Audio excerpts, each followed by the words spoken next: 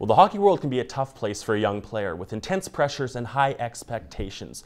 Cooper Holick walked away from the game at the age of 18, and now he and his dad are trying to reduce the stigma around young athletes living with mental illness.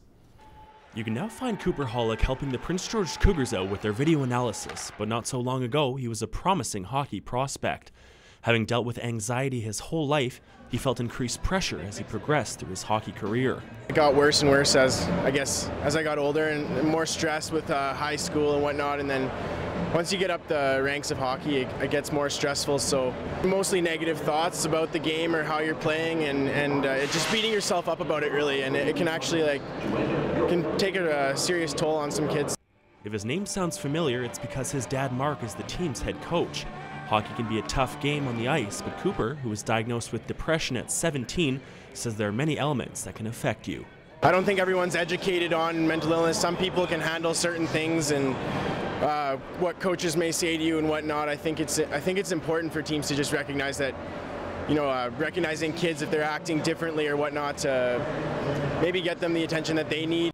Cooper played up to the Junior A level, suiting up for a handful of BCHL games. While Mark coached his son in the past, educating himself on mental health became important. His son's acceptance of his situation brings the Cats bench boss nothing but pride. He just noticed some different things that he was going through, and the way he was handling stressful situations, or what he seemed to think were stressful situations. So, but Janet's been awesome through it, and so is Coop. He's not ashamed of it. It's not a stigma to him in any way, shape, or form, and for that, I mean, obviously his mom and I are real proud of the way he's gone forward. And while Coach Holick may seem like a real hockey guy to the outside world, his 18-year-old son said he and his mom Janet have been great support. He was amazing. He looked at it as, I'm his son first and foremost. He may have coached me and whatnot, but he definitely helped me out, and he got me the help and I needed, and him along with my mother and my sister, they really helped me out.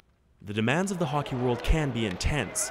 His own experiences with Cooper have shaped Mark's dedication to keeping his ear to the ground with each and every one of his players. You want to make sure you ask some questions. I mean, we're pretty diligent as to changing behavior, trying to keep an eye on guys, trying to communicate every day, ask some questions, and be a little bit more, not on guard, but a little bit more aware of what's going on in our dressing room.